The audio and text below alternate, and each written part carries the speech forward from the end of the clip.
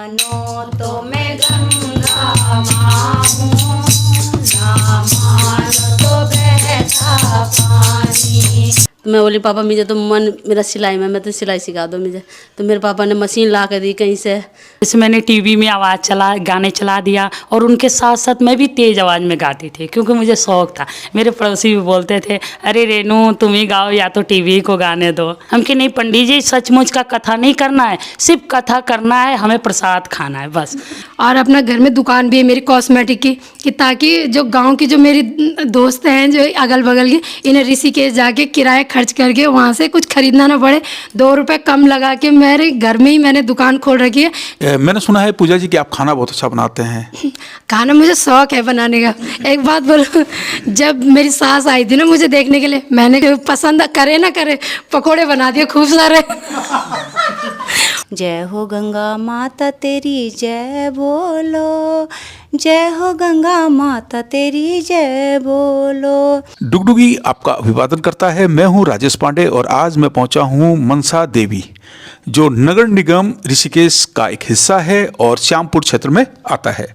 यहां पर हम मुलाकात कर रहे हैं माँ बगलामुखी कीर्तन मंडली से, और कीर्तन मंडली की जो संस्थापक हैं रीना भारद्वाज जी हमारे साथ हैं, और हमारे साथ है कीर्तन मंडली।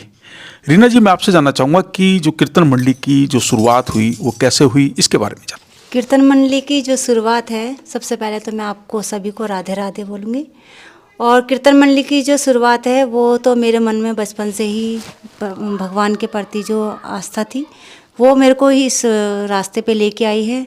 और अपने लिए तो हर कोई करता है कि हाँ मैं करूँ, लेकिन मेरा मकसद ये था कि मेरे साथ जो जुड़ी हुई महिलाएं हैं वो भी इस रास्ते में आए, क्योंकि परमात्मा का जो रास्ता है वो सबसे सर्वोत्तम है और इसके अलावा कोई रास्ता नहीं है। तो इसलिए मैं कीर्तन मंडली में आई। कितना साल हो गए हैं कीर्तन मंडली की शुरुआत को? सर कम से कम हो गए, हमें 10-12 साल हो गए। 12 साल से आप कीर्तन कर रहे हैं और भगवान का नाम ले रहे हैं। साथ ही आप स्वच्छता से भी जुड़े हैं। माँ गंगा की स्वच्छता का जो अभियान चल रहा है उससे भी आप जुड़े हैं। और हमारे साथ है इस समय कीर्तन मंडली, माँ बगलामुखी कीर्तन मंडली। और जब हम कीर्तन मंडली के साथ बैठे हैं तो क्यों ना शुरुआत भजन से की जाए। मानो तो मैं गंगा माँ हूँ, ना मानो तो बहता पानी। मानो तो मैं गंगा माँ हूँ, ना मानो तो बहता पानी। जो स्वर्ग ने दी धरती को, वो प्यार की वही निशानी। मानो तो मैं गंगा माँ हूँ, ना मानो तो बहता पानी। मानो तो मैं गंगा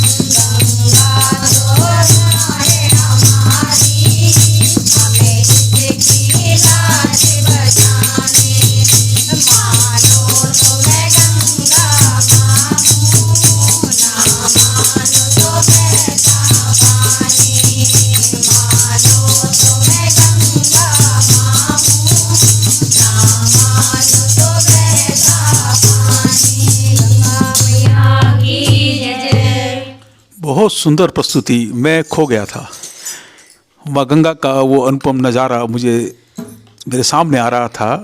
और बहुत सुंदर गा रही हैं आप, बहुत सुंदर। और ये जो आप गीत गा रहे हैं, क्योंकि आपने माँ गंगा की स्वच्छता के लिए जो अभियान चल रहा है पूरे देश में, उसका आप हिस्सा बने। मैं आपसे जानना चाहूँगा कि जब आप माँ गंगा की स्वच्छता के अभियान से जुड़े तो मैंने सुना है कि आपने वहाँ इसी तरह से गीत गाकर लोगों को प्रेरित किया गंगा के घाटों पर। तो क्या अनुभव रहा आपका, उसके बारे में जानना चाहूँगा। जैसे कि भाई साहब ने पूछा है कि जब हम नमामि गंगा का जो प्रोग्राम कर रहे थे, गंगा स्वच्छता पे, मेरे को ये प्रोग्राम जो प्रोजेक्ट था, तो उसको करने के लिए एक एक्टिव महिला की ज़रूरत थी। तो जो मेरे एनजीओ वाले सर थे, उन्होंने मुझे बुलाया। जबकि मैंने एनजीओ छोड़ दिया था, फिर उन्होंने मुझे ऑफ़र दिया इस चीज़ के लिए। तो मन में आ रहा था कि नमामि गंगा यानी कि गंगा को स्वच्छ रखने के लिए अगर कोई कार्यक्रम हो रहा है तो मैं उसमें आगे बढ़ चढ़कर हिस्सा लूँगी। और कैसा होना है, क्या होना है, ये तो मुझे पता नहीं था। लेकिन जब हम लोग प्रोग्राम घाटों में जा रहे थे, लोगों की बातें सुन रहे थे, बहुत लड़ाई झगड़े हो रहे थे लोगों से, तो फिर भी हमने आगे बढ़ते रहे और उन लोगों का सामना करते रहे। बीच बीच में हम लोग क्या करते थे, कुछ लोगों को समझ नहीं आता था, तो हम लोग नुक्कड़ नाटक करते, आपस में ही नुक्कड़ नाटक किया। और नुक्कड़ नाटक करते हुए लोगों को संबोधित किया कि भाई इस तरीके से आप गंदा कर रही हैं। तो कई लोगों के समझ में बहुत आ गया था और कई लोगों को समझ में नहीं आ रहा था। तो वो जो कुछ लोग थे वो नहीं समझे, लेकिन जब हम एक दो बार गए, बोला, तो वो भी हमारे साथ कहने लगे ठीक है दीदी, हम भी ऐसे ही करेंगे जैसे कि आप कर रहे हैं। जैसा कि दीदी आपने नुक्कड़ नाटक का जिक्र किया, सुनना चाहेंगे, एक लाइन सुनना चाहेंगे, वो बात सुनना चाहेंगे, किस तरह से आप प्रेरित करते थे लोगों को गंगा के घाटों पर? हम लोग क्या करते थे, एक छोटा सा ढोलक लेते थे और 3-4 बच्चे मेरे साथ थे। और मेरी जो छोटी बिटिया अब तो बड़ी हो गई है, तो ये भी मेरे साथ रहती थी। तो हम लोग क्या करते थे, जैसे गढ़वाली लोग हैं तो गढ़वाली लोगों के बीच में गढ़वाली भजन गाते थे। तो हमने ऐसी कमर में पट्टा वट्टा बांध दिया और दूसरे को बोल दिया तू यहाँ बैठ, इस तरीके से जैसे ही गंगा बह रही है और गंगा में बैठ के साइड में, और तुम गंदे कपड़े से, मतलब साबुन से कपड़े धो रहे हो, ये मैल जा रहा है। तो हम फिर उसमें क्या करते थे कि हम भजन या गा के उनको बदले। तो इसमें हमने एक गढ़वाली गाना में बोलता है, जय हो गंगा माता तेरी जय बोलो, जय हो गंगा माता तेरी जय बोलो, घर घर को गंदु पानी त्वेम बगोंदा, घर घर को गंदु पानी त्वेम बगोंदा, जय हो गंगा माता तेरी जय बोला। और इसमें था कि जब माँ में हम इतना गंद फेंकते हैं, इतना कुछ करते हैं, तो माँ शांत होती है और हमें कुछ नहीं कहती है। लेकिन हमारा कर्तव्य बनता है कि इसको गंदा ना करें, इसको स्वच्छ रखें। तो जो माँ अगर शांत है ना, वो एक दिन विकराल भी होती है। अभी हम बात कर रहे हैं माँ बगलामुखी कीर्तन मंडली से, और हमारे साथ हैं रीना भारद्वाज जी, जो अपने अनुभव बता रहे हैं कि माँ गंगा की स्वच्छता के अभियान से जब हम जुड़े तो लोगों की क्या प्रतिक्रिया थी। जब हम लोगों को समझाते थे कि गंगा जी में गंदगी मत फेंकिएगा, गंगा को स्वच्छ रखिएगा, क्योंकि ये माँ है, माँ की सेवा करना, माँ की रक्षा करना हमारा भी कर्तव्य है, क्योंकि माँ हमारी रक्षा करती है। बहुत अच्छा लग रहा है रीना जी आपसे बात करते हुए। और अभी हम बैठे हैं कीर्तन मंडली के साथ, तो क्यों ना एक और भजन सुना जाए। ओ पापी मन कर भजन, ओ पापी मन कर भजन, बाद में प्यारे पछताएगा, बाद में प्यारे पछताएगा।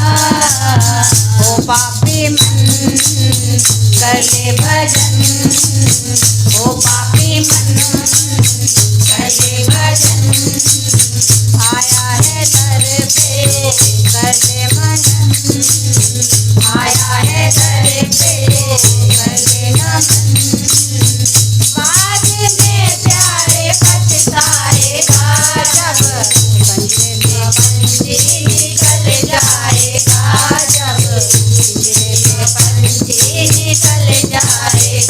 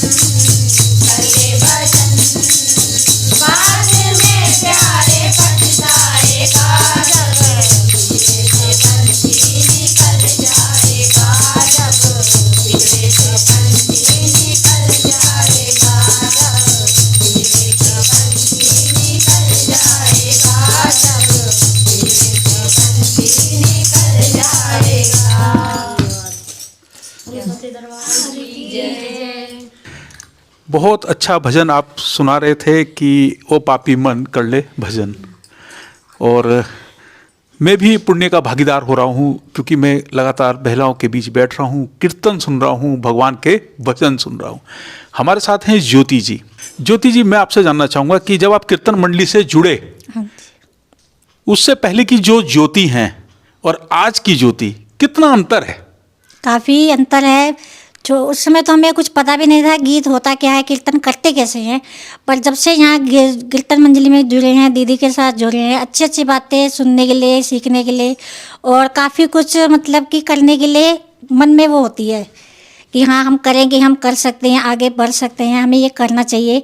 हम सीखेंगे तभी हम अपने बच्चों को ये प्रेरणा देंगे, ये भगवान से जुड़ेंगे। ये ऐसा है कि आजकल के बच्चे इन चीज़ों में ध्यान नहीं देते हैं, पर हम चाहते हैं कि हमारे बच्चे इन चीज़ों में ध्यान दें। अब माने हमारे भी गुरु हैं, देवता हैं, जो भी हैं, उनकी हम पूजा करें, भक्ति करें, कि आगे आके हमें किसी प्रकार का कष्ट न सहना पड़े। अच्छा, आप तो अभी बच्चों की बात कर रहे हैं, बचपन की बात कर रहे हैं, तो आपके बचपन का कोई किस्सा याद आता है आपको कि जब आप भक्ति भाव में थे, पूजा पाठ करते थे, मम्मी पूजा करती थी? हाँ, कुछ याद आता है आपको? हाँ, पूजा पाठ तो मेरे सबसे ज़्यादा पापा हैं मेरे, अब नहीं जो रहे दुनिया में। मेरे पापा थे, हमने उन्हीं से सीखा था। मेरे पापा बिना पूजा पाठ किए खाना नहीं खाते थे। सुबह ऑफिस जाने से पहले पूजा करनी, ऑफिस से आके पूजा करनी, ये सब हम पापा को करते हुए देखते थे, मम्मी को करते हुए देखते थे। जो सीखा है, जहाँ पे आज मैं जहाँ पे हूँ, वो सब अपनी मम्मी और पापा के उससे हूँ, उनसे सीखा है मैंने। कुछ भी जो भी सीखा है, मैं यही चाहती हूँ कि जो मैं सीख रही हूँ दीदी से या कीर्तन मंडली से, किसी भी चीज़ से, वो मैं अपने बच्चों को सिखाऊँ। जैसे कि आपको आमंत्रण आता है, कीर्तन मंडली के लिए बुलाया जाता है, कहीं मांगलिक कार्यक्रम में बुलाया जाता है, किसी धार्मिक कार्यक्रम में बुलाया जाता है, तो तैयारी कैसे करते हैं, उसका अभ्यास कैसे करते हैं आप? तैयारी बस माता की कृपा है, अपने आप ही हो जाती है। पर ये है कि लगन होता है उस समय, अचानक ही शरीर में ऐसा जोश आता है कि बताया नहीं जा सकता। बस कि हाँ, सब काम धाम छोड़ के बच्चों को, उस समय कुछ नहीं दिखता, ये है कि हमने जाना है तो हमने जाना है। बहुत अच्छा। ज्योति जी बता रही हैं कि जब हमें कीर्तन के लिए आमंत्रण आता है और जब कहा जाता है, दीदी कहती हैं कि भाई कीर्तन करना है, तो फिर हम लोग में उत्साह आ जाता है और हम भक्ति भाव की ओर बढ़ते हैं। बहुत अच्छा लगा ज्योति जी, आपसे बातें करते हुए मुझे अच्छा लग रहा है और मैं चाह रहा हूँ कि आपसे बातें करता जाऊँ, आपको सुनता जाऊँ। ज्योति जी, अभी हम कीर्तन मंडली के साथ बैठे हैं, तो क्यों ना एक भजन और सुना जाए। भोले बाबा की जय, मेरा भोला रंग रंगीला, मैं तो नाचूंगी। मेरा भोला रंग रंगीला, मैं तो नाचूंगी। ओ मेरा भोला रंग रंगीला, मैं तो नाचूंगी। ओ मेरा शंभू शैल छबीला, मैं तो नाचूंगी। ओ मेरा शंभू शैल छबीला, मैं तो नाचूंगी। रंग लगा के, रंग चढ़ा के, रंग लगा के, रंग चढ़ा के, मैं तो नाचूंगी, गाऊंगी, नाचूंगी, गाऊंगी, नाचूंगी। मेरा भोला रंग रंगीला, मैं तो नाचूंगी। ओ मेरा शंभू शैल छबीला, मैं तो नाचूंगी। ओ मेरा भोला रंग रंगीला, मैं तो नाचूंगी। ओ मेरा शंभू शैल छबीला, मैं तो नाचूंगी। ढोलक बजा के, चिमटा बजा के, ढोलक बजा के, चिमटा बजा के, मैं तो नाचूंगी, गाऊंगी, नाचूंगी, गाऊंगी।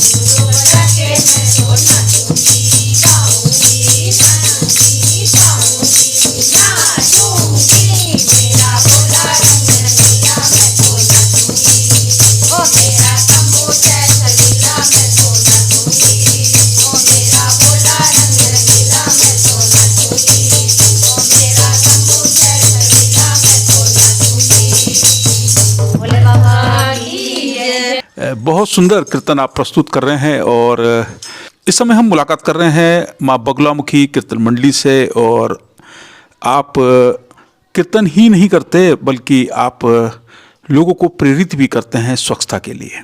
हमारे साथ हैं गायत्री देवी जी। गायत्री जी, मैं देख रहा हूँ कि आप बहुत सुंदर ढोलक बजा रहे हैं, और ढोलक बजाना आपने कहाँ से सीखा है, और क्या कीर्तन मंडली से जुड़ने के बाद ढोलक बजाना सीखा है या आप पहले से ढोलक बजा रहे हैं? मैंने बचपन से जैसे कहीं गांव में गीत उत होवे थे ना, तो जैसे मैं जावे थी तो मुझे बहुत हुआ कि मिस पे भी आनी चाहिए ढोलक। कहीं जावे थी तो मेरा मन ऐसा हो था कि मैं भी ढोलक बजाना सीखूं। जब मम्मी ने सिखाई थी ढोलक, तब से मैं बजा लेती हूँ। आप गीत भी अच्छा गा रहे हैं, ढोलक भी बहुत अच्छी बजा रहे हैं। मैं शादी से पहले ही गाना बजाना आता था। अच्छा, मैंने सुना है कि आप सिलाई बुनाई भी करते हैं। हाँ, सिलाई। तो और इसको आपने आजीविका का स्रोत भी बनाया है। कैसे सीखा सिलाई बुनाई और कैसे आपने इस कार्य को आगे बढ़ाया, और आप लोगों को प्रशिक्षण भी देते हैं? सर, मैं जब बचपन से बात पढ़ रही थी ना, तो 6वीं लो पढ़ी थी। फिर मम्मी पापा ने नहीं पढ़ाया, दूसरे गांव में जाना होता था ना, तो फिर वो बोले ना कि यार जब तू बैठ गई तो या तो कुछ सीख। तो मैं बोली पापा मुझे तो मन मेरा सिलाई में, मैं तो सिलाई सिखा दो मुझे। तो मेरे पापा ने मशीन ला कर दी कहीं से, दूसरे गांव में सिखाई, पर मेरा मन 2 महीने में मैंने सिलाई सीख ली थी सर। तब से मैं सिलाई करती हूँ। अच्छा, आज आप सिलाई के माध्यम से आप आजीविका भी अर्जित कर रहे हैं, कुछ आय भी अर्जित हो रही है और बेटियों को सिखा भी रहे हैं। हाँ सर। कितना गर्व महसूस होता है अपने इस काम बहुत पर? ज़्यादा। जब हमारे पे हुनर है तो हम दूसरे को भी दे सकते हैं। अब हैं यहाँ पे मनसा देवी में आई तो दीदी ने शॉप खोल रखी थी। वो मैं पहले ऋषिकेश में थी, तो दीदी बोली ये मेरी शॉप में बैठ जा। अब मैं एनजीओ चला रही हूँ, तो दीदी के द्वारा भी मुझे ये दुकान मिली है। बहुत अच्छा लग रहा है, और आप देखिए दूसरों को सिखा भी रहे हैं। हाँ, सिखा अच्छा, सर। कुछ सीखना कितना जरूरी है जीवन में? बहुत अच्छा लगता है और अच्छा भी है। जो कुछ सीख रहा है, हम कुछ लायक है, दूसरे को भी लायक बना सकते हैं। अच्छा, आप जो है जब पहली बार सिलाई से आपको पहली बार कोई आय हुई? शादी से पहले जब पैसे आवे थे तो मम्मी पापा को मैंने पहले वो पैसे दिए थे कि मेरे पापा ने मशीन ला के दी थी ना 500 रुपये की। तो मैं बोली पापा तुमने तो वो ऐसा काम करा, तूने मैं पैसे ऐसे करके लाया हूँ तू मशीन। तो मैंने कि पापा लो, आप पहले की कमाई आप लो। तो कह रहे पापा मुझे बहुत खुशी हुई कि आज मेरी बेटी ने मुझे पैसे दिए। अभी तक भी बहुत खुश होते हैं वो मेरी तरफ से कि मेरी बेटी किसी चीज़ में दुखी नहीं है। ये जो कौशल विकास है, क्षमता विकास है, कौशल विकास आपने सिलाई सीखी, और सिलाई सीखने के बाद आपने उस काम को आगे बढ़ाया, और आज आप अन्य बेटियों को भी शिक्षा देते हैं, उनको बताते हैं कि सिलाई कढ़ाई कीजिए और अपनी आय को बढ़ाइएगा। बहुत अच्छा लग रहा है दीदी आपसे बात करते हुए। और आप तो ढोलक जब बजा रहे थे तो बड़ा मगन हो गए थे। अच्छा, जो सिलाई बुनाई जो आप कर रहे हैं, आप तो वर्षों पहले सीखे हैं, आज तो चेंज आ गया है और डिजाइन में भी चेंज आ गया है। तो कैसे आप लोग कैसे सीखते हैं इस चीज़ को, कि नई चीज़ों को सीखने की जो ललक है? आजकल तो सर वो है यूट्यूब है वो है। बताइए। पर डिजाइन तो इस पर काफ़ी पहले से ही आया था थोड़ा बहुत। तो अब ये जो नया आया, किसी ने ये डिजाइन डाल दो, ये डाल दो, ये तो यूट्यूब है ही। इससे तो सच मारो अब नहीं जाता है। यूट्यूब से मिल जाता है आपको? हाँ, मैं तो कर लेती हूँ सर। अभी हमारे साथ हैं रेणु जी। आप अभी मंजीरा बजा रहे थे। हाँ जी। बहुत सुंदर भजन भी गा रहे थे। हाँ जी। कैसे हुई शुरुआत? शुरुआत खैर शौक तो मुझे बचपन से था गीत गाने का। जैसे मैंने टीवी में गाने चला दिया, और उनके साथ साथ मैं भी तेज़ आवाज़ में गाती थी क्योंकि मुझे शौक था। मेरे पड़ोसी भी बोलते थे अरे रेनू तुम ही गाओ या तो टीवी को गाने दो। ऐसे मतलब मैंने बहुत अपने जीवन खुशी से बिताए हूँ, जैसे बचपन अपनी। हाँ, और पूजा पाठ तो मुझे शुरू से लगन था। एक दिन एक कथा थी, वहाँ हम गए और उन्होंने हमें प्रसाद नहीं दिया। कहे कि ये तो बार बार खा के दोबारा आ रहे हैं मांगने। हमें एक जिद था, हमारे मम्मी पापा तो खैर ऋषिकेश में यहीं रहते थे। हमने लड़कियों गए और पूड़ी हलवे का प्रसाद बनाए, चूरमा का। हमने कहा पंडित जी आज हमारे घर कथा करना है। और वो भी लड़के थे, वो पंडित के लड़के थे। उन्होंने आए, वो कथा शुरू कर दिए। वो करे शंखों को लेकर आओ। हम कि नहीं पंडित जी सचमुच का कथा नहीं करना है, सिर्फ कथा करना है, हमें प्रसाद खाना है बस। और वो तो कहें कपूर ले आओ आरती करो। अरे मैं तो झूठ के कर रही हूँ, मैं दक्षिणा ना दूंगी, मेरे पास पैसे वैसे नहीं है।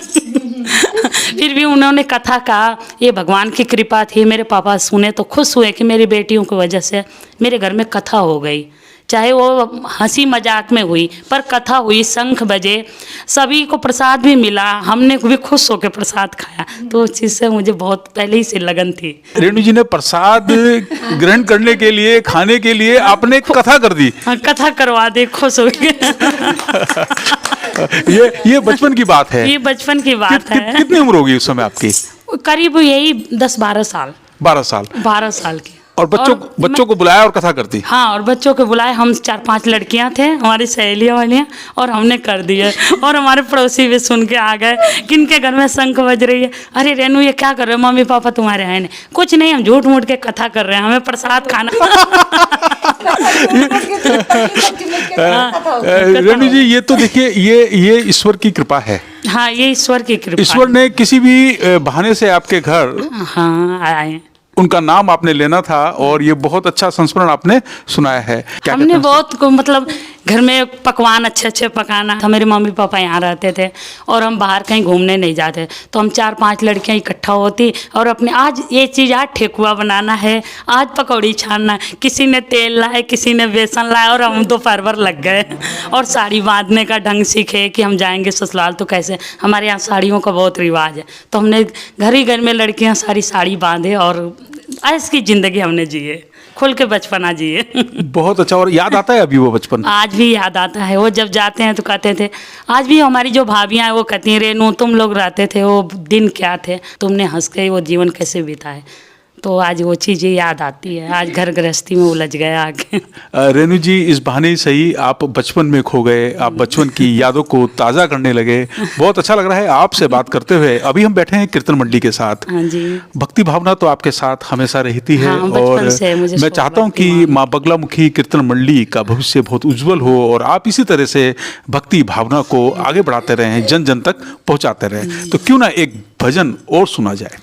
दिल मेरा ले गया सावरिया, छोड़ के खाली कांवरिया।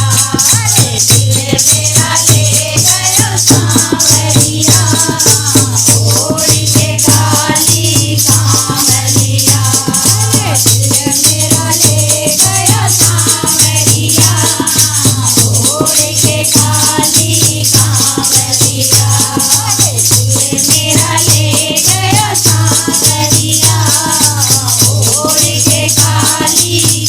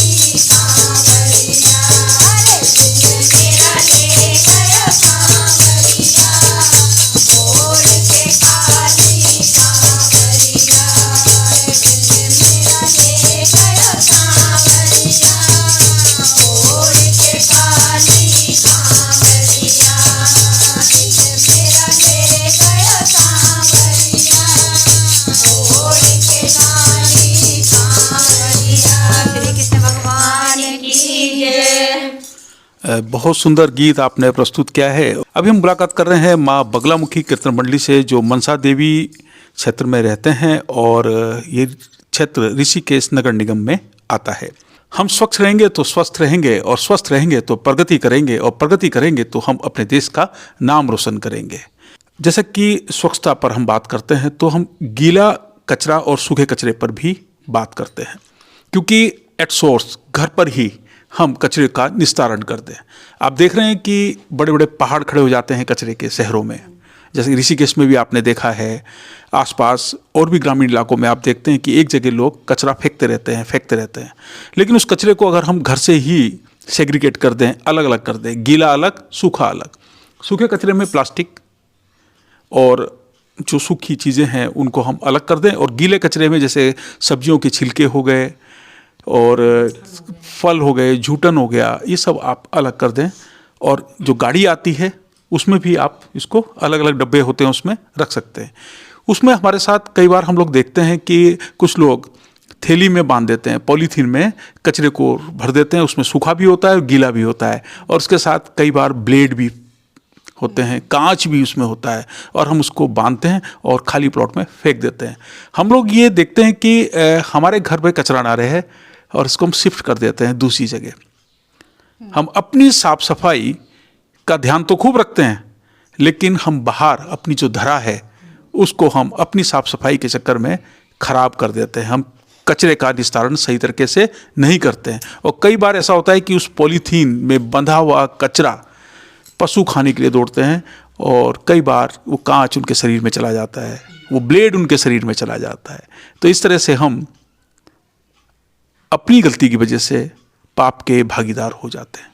तो हमें ये चाहिए कि हम कचरे का निस्तारण अपने घर से करें, अलग अलग बाल्टियों में करें, पॉलीथीन का इस्तेमाल बंद कर दें, बाज़ार से सामान लाने के लिए हम कपड़े का थैला लेकर जाएं। तो इसी तरह की मुहिम हम कीर्तन मंडली के माध्यम से लोगों तक पहुंचाएं, क्योंकि आप अधिक से अधिक लोगों से मिलते हो, आप धर्म कर्म के कार्यों में भी मिलते हो, मांगलिक कार्यक्रमों में भी मिलते हो। क्यों ना एक संकल्प कीर्तन मंडली के माध्यम से, माँ बगलामुखी कीर्तन मंडली के माध्यम से लोगों तक पहुंचाया जाए कि आप कचरे का निस्तारण अपने घर पर ही करें और किसी भी तरह से पाप के भागीदारी ना बने। क्योंकि ये जो धरती है ये हमारी माँ है, माँ की रक्षा करना हमारा काम है, क्योंकि माँ हमारी रक्षा करती है। धरती की वजह से ही हम हैं, धरती पे जो कुछ उगता है उसको हम ग्रहण करते हैं, और अगर हम धरती को गंदा करेंगे, धरा को गंदा करेंगे, अपने आसपास के वातावरण को गंदा करेंगे, तो हमारी सेहत खराब हो जाएगी। सेहत खराब हो जाएगी तो उसमें पैसा लगेगा और शिक्षा आगे नहीं बढ़ पाएगी, हम तरक्की नहीं कर पाएंगे। तो इसी मैसेज के साथ आप लोग, मैं आपसे आग्रह करूंगा कि कभी भी कीर्तन मंडली कहीं भी किसी आमंत्रण पर जाए तो अपनी इस बात को जरूर रखें। मैं रीना जी से जानना चाहूँगा कि किस तरह से प्रयास करते हैं आप स्वच्छता के लिए, क्योंकि आप तो स्वच्छता के अभियान से जुड़े हुए हैं। सर मैं तो खैर कई लोगों को मैंने बोला भी है कि यहाँ जो मनसा देवी है, मनसा देवी के कई क्षेत्र ऐसे हैं जहाँ पर कि खाली जगह पड़े हैं और जंगलात की जो जगह है उस जगह में लोग कूड़ा डाल देते हैं। और जो ये अभी नगर निगम से कुछ महिलाएं आई थी कि जो पर्ची कटवाने के लिए आई थी, तो हमने बोला कि आप ऐसे करिए कि जो चाहे कूड़ा डाले चाहे ना डाले, सबसे 50-50 रुपये जो आप मंथली लेती हैं वो सबसे लिया जाए, क्योंकि अगर उनका 50 रुपये जाएगा तभी वो कूड़ा डालेंगे। अब वो लोग कहते हैं कि गाड़ी आती नहीं है तो हम क्यों डालें। अब चाहे वो बोलेंगे कि चाहे नगर निगम जो सुविधा दे रही है, गाड़ी की सुविधा दे रही है, चाहे आप डस्टबिन रखवाएं, कुछ भी रखवाएं, लेकिन आप उनसे ये कहिए कि आप चाहे कूड़ा डालते हैं चाहे नहीं डालते हैं, आपको 50 रुपये देना ही पड़ेगा। जब उनको 50 रुपये देने पड़ेंगे तब वो जंगलों में कूड़ा नहीं डालेंगे, खाली स्थानों पर कूड़ा नहीं डालेंगे। दूसरी बात, मैंने जब नगर निगम मैंने फेसबुक में अपना डाला था कूड़े को लेके, तो वहाँ से निगम से कुछ लोग आए थे, तो उनसे मैंने बात करी थी या तो बड़ा डस्टबिन रख दिया जाए या फिर गाड़ी की व्यवस्था की। तो उन्होंने कहा नगर निगम के पास सिर्फ एक ही गाड़ी है जो टाइम से नहीं आ पाती, और वाकई में 4-5 दिन में यहाँ पे गाड़ी आती है। दूसरी बात कह रहे थे कि गाड़ी इस मनसा देवी क्षेत्र के लिए कम से कम 2 गाड़ी होनी चाहिए, और ये 2 जो गाड़ी है 2 जगह कवर करती है, एक गुजर प्लाट और एक हमारा मनसा देवी। और मनसा देवी का जो क्षेत्र है वो काफ़ी बड़ा हो चुका है। वह जो प्लास्टिक का जो है, जो प्लास्टिक की पन्नियों में सब्जी आती है, प्लास्टिक का पहले तो आप बंद कर दो, ठीक है ना। अगर आप नहीं बंद हो रहा है तो आप अपना एक झोला लें, कॉटन का या कुछ किसी भी चीज़ का उस थैले में रख के आप अपनी सब्जियाँ या कोई भी मार्केट की चीज़ें आप उसमें ला सकती है। और हम यही कहेंगे कि पॉलीथीन बंद होना चाहिए, क्योंकि पॉलीथीन हमारी गायें जब बाहर पड़ी रहती हैं तो वो खाती हैं, और उनसे कई गायों का ऑपरेशन से भी जब उनका ऑपरेशन किया गया है तो उसमें थैलियाँ निकली है। और हमारा यही है कि हम एक तो स्वच्छता पे भी कार्यक्रम करते हैं, और पशु जहाँ पर भी हमें बीमार दिखते हैं, हमारा एनजीओ है, हम उस एनजीओ के थ्रू किसी जो गायें मतलब छोड़ दी जाती है रोडों पे, हम उनकी देख रेख भी करते हैं और कुत्तों की भी देख रेख करते हैं। बहुत अच्छी बात आपने बताई है कि हम पशुओं, जो निराश्रित पशु हैं, बेसहारा पशु हैं, आप उनकी सेवा भी करते हैं। और स्वच्छता की बात जैसा कि आप बता रहे हैं कि लोगों को समझना चाहिए, और जो गीला कचरा है उससे आप कंपोस्ट भी बना सकते हैं, खाद भी बना सकते हैं। तो अभी हम बात कर रहे थे स्वच्छता पर। हमारे साथ हैं पूजा जी। पूजा जी, मैं आपसे जानना चाहूँगा कि आप कीर्तन मंडली से कब जुड़े? हेलो, सबसे पहले तो सर को नमस्ते और बाकी कीर्तन मंडली को भी राधे राधे। सर, कीर्तन का शौक़ तो मुझे भी था। पापा जी मेरे फौजी थे, तो हम लोग बाहर ही रहे हमेशा, है ना। तो जब हम लोग मतलब पौड़ी में शिफ्ट हुए, जब हम लोग बड़े बड़ी क्लास में चले गए थे ना जब हम लोग, तो पापा ने कहा अब 11वीं-12वीं में चली गई लड़कियां, अब तुम ऐसे करो कि आप पौड़ी में रहो, अब वहीं से फिर इनका रिश्ता रुश्ता देखेंगे, जो भी है पढ़ाई पुढ़ाई वहीं से करेंगे, ठीक है। तो फिर 11th-12th में, फिर 11th-12th में थी मैं, तो जैसे आपने अभी स्वच्छता की बात की थी, तो 11th में हम GGI स्कूल में पढ़ते थे, GGIC ना पौड़ी, तो वहाँ हम NSS में जुड़ी थी, मैं NSS ज्वाइन की थी हमने। तो वहाँ हम लोग ना गांव-गांव में जाते थे, गांव-गांव में जाते थे, ये झाड़ी झूड़ी कटवाते थे हमसे वो संडे के दिन। वाइट कलर की हमारी ड्रेस होती थी, नीले दुपट्टे, बैच लगा के जाते थे हम लोग, है ना। तो हम लोग 70 से 80 लड़कियां थी उसमें, क्योंकि गर्ल्स कॉलेज था तो लड़कियां ही लड़कियां होंगी। तो हम लोग वहाँ हर संडे के दिन हमने जाना ही जाना, लोग घर में आराम करती थी और क्लास की लड़कियां, हम NSS में अपना बैनर लेके, और पहले हम लोग अपने घर स्कूल से लेके पूरे पौड़ी में, पूरे स्टेशन से लेके वो नारे लगते थे हमारे स्वच्छता अभियान में, ठीक है। फिर नारे लगते थे, कभी पल्स पोलियो में, कभी रक्तदान महादान में, फिर कभी यही मतलब स्वच्छता के उसमें। तो फिर संडे को रहता था हमारे स्वच्छता का, मतलब स्वच्छता से हम लोग जुड़े हैं, मतलब छोटे से ही मतलब रहे होंगे 17-18 साल के, जुड़े हम स्वच्छता से। और फिर हमारे कैंप भी लगते थे सर, गर्मियों की छुट्टियां पड़ती थी लोगों की, सर्दियों की छुट्टियां पड़ती थी, हमारे कैंप लगते थे सर। तो हम लोग का एक वो रहता था टारगेट कि 10 दिन के अंदर 20 गाँव में जाना है भाई, एक दिन के अंदर 2 गाँव हमने पूरे निपटाने, कि उसमें जाके लोगों के घर में वो करना है, मतलब एंट्री मारनी कि हाँ भाई आप कैसे कैसे रहते हो, ये झाड़ झंकार क्यों नहीं काटते हो। तो काटते काटते पाठले लंबी लंबी तलवार लेके ये मिलती थी हमको स्कूल से, मतलब एक स्कूल रहता था गांव का, तो मतलब वो तो स्कूल तो बंद रहते थे, खाली हम लोगों ने जाना होता था ना। तो हमारा सुबह बस नाश्ता कराया और सीधे शाम को आना है, तो हमने उसी जगह में सबने इकट्ठा हो गए, सफाई करी, लोगों को जागरूक किया कि भैया ये झाड़ झंकारी कुंडाली नहीं रहती गाँव में, ये पाखे पोखे में जितने भी ये झाड़े झूड़े काट कूट के अपना साफ सफाई करके रखा करो। और ये गोबर के कई तो खेत कूद रहते हैं, किसी के खेत कूद नहीं रहते, तो भाई इनके उपले बना के मच्छर भगाने के लिए कर दो इन्हें, ऐसे बोल समझाते थे हम लोग। छोटे तो थे सर, तो बड़े थोड़ा ना थे, जैसे टीचर बोलते थे ऐसे बोलना है तुमने, तो ऐसे बोलते थे। मतलब ये अनुभव मेरे को शादी से पहले का मतलब है भाई। और सफाई में तो मैं सबसे ज़्यादा हूँ, क्योंकि जब मेरे घर में आते लोग ना बोलते हैं कि बाप रे दिन भर यही पड़ी रहती है, तो मैं बोलती हूँ देखो सर मैं कीर्तन मंडली में भी जुड़ी हूँ, ठीक है, और अपना घर में दुकान भी है मेरी कॉस्मेटिक की, कि ताकि जो गांव की जो मेरी दोस्त हैं जो अगल बगल की, इन्हें ऋषिकेश जाके किराया खर्च करके वहाँ से कुछ खरीदना ना पड़े, 2 रुपये कम लगा के मेरे घर में ही मैंने दुकान खोल रखी है। घर का काम भी करती हूँ और प्लस दीदी के साथ भी जुड़ी हुई हूँ।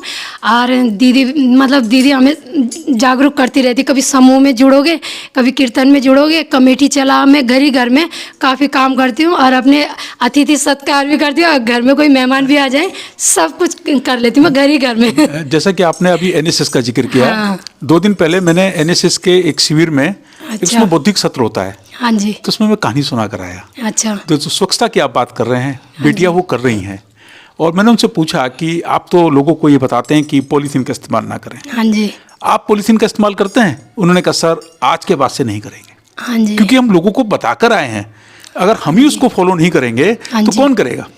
तो हम इस NSS के माध्यम से और भी संगठनों के माध्यम से हम सीखते हैं कि हम अपनी धरा को कैसे स्वच्छ रखें। हाँ जी। मैंने सुना है पूजा जी कि आप खाना बहुत अच्छा बनाते हैं। खाना मुझे शौक है बनाने का। एक बात बोलो, जब मेरी सास आई थी ना मुझे देखने के लिए, मैंने कहा पसंद करे ना करे, पकोड़े बना दिए खूब सारे पकोड़े बना दिए कसम से। पापा ने कहा कि भाई देखने के लिए आ रहे।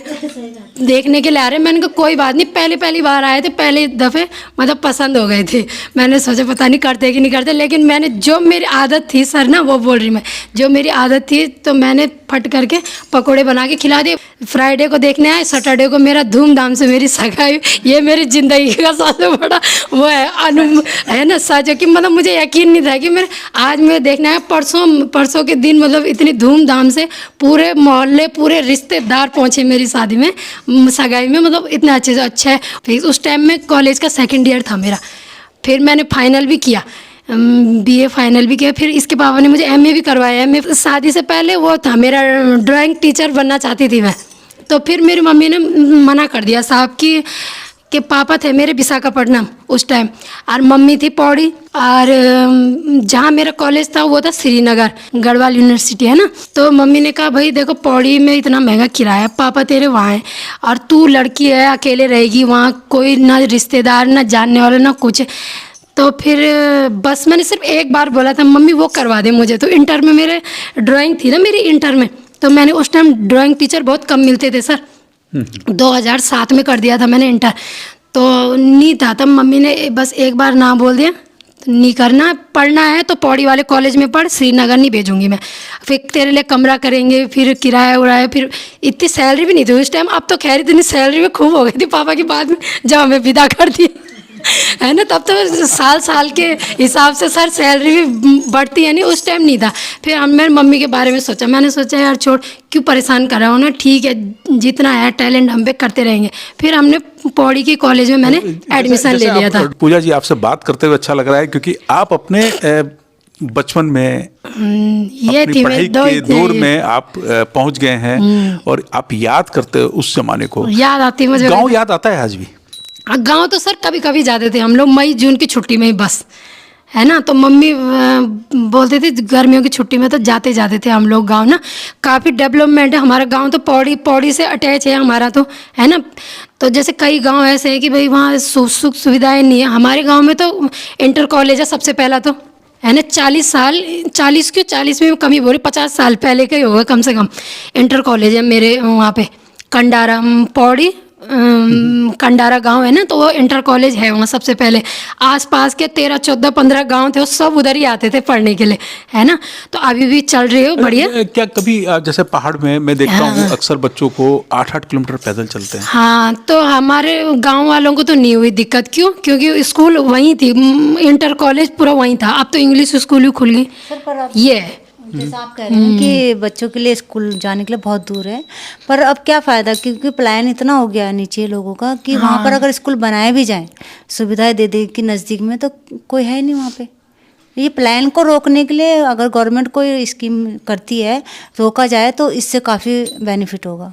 पहाड़ के लिए जो प्लान है बड़ी पीड़ा के तौर पर है। हाँ जी। जैसे कि आप पढ़े लिखे बच्चे हैं, आपने पहाड़ में पढ़ाई की है, पहाड़ की पीड़ा को आप समझ सकते हैं। क्या होना चाहिए हमें प्लान को रोकने के लिए? प्लान को रोकने के लिए सर सबसे पहले तो हमारे गांव में तो है भाई सुविधा सब चीज़ की, पक्की कोलतार वाली रोड है सबसे पहले तो हमारे यहाँ। 8-10 गाड़ियाँ हैं, किसी को अगर बाहर भी जाना हो ना पढ़ने, तो आराम से अपनी गाड़ी लगा के जा सकता है। पहले तो बाहर जाने की ज़रूरत नहीं है, इंटर कॉलेज वही है। प्राइवेट स्कूल भी है और एक सरकारी स्कूल भी है छोटे छोटे बच्चों के लिए, जो बिल्कुल गदेरे पार करके नहीं जा सकते, उनके लिए भी है। गदेरे से पहले छोटी सी स्कूल कि जो बच्चे बिल्कुल पार करके नहीं जा सकते, उनके लिए भी 5th तक की स्कूल हमारे इधर। तो लेकिन जो और गाँव में जहाँ स्कूल नहीं है, वहाँ मतलब होनी चाहिए कम से कम 8-10 तक तो होनी चाहिए, जब तक बच्चा इतना मतलब समझदार नहीं है कि वो अपने गाँव में जा आ सके अपने आप, है ना। फिर उसके बाद 11-12 है, तब रह गई गाँव से टच हैं जो और दूसरे गांव या कोई मार्केट, तो तब तो बच्चे इतने समझदार हो जाते हैं, अपने आप गाड़ी में बैठ के आ जा सकते हैं ना। पर लेकिन प्रशासन से या मतलब इनसे मैं ये बोलना चाहूँगी कि भाई स्कूल तो होने चाहिए। और सबसे बड़ी बात कि ये अभी हम बात कर रहे हैं माँ बगलामुखी कीर्तन मंडली से। हाँ जी। और आपसे हमें बहुत जानकारियां मिली हैं, बहुत अच्छे संस्मरण मिले हैं। हाँ जी। और अलग अलग तरह के संस्मरण की, जैसा कि रेणु जी ने बताया कि आपने प्रसाद खाने के लिए घर में कथा कर दी।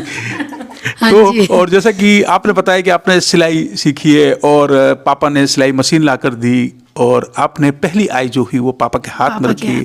पापा बहुत खुश हो गए। आपने अपने बारे में बताया, पढ़ाई लिखाई के बारे में बताया और कीर्तन मंडली के कार्यों के बारे में बताया। बहुत अच्छा लगा आपसे बात करते हुए। आपका बहुत बहुत आभार, बहुत बहुत धन्यवाद। Thank you. Thank you sir.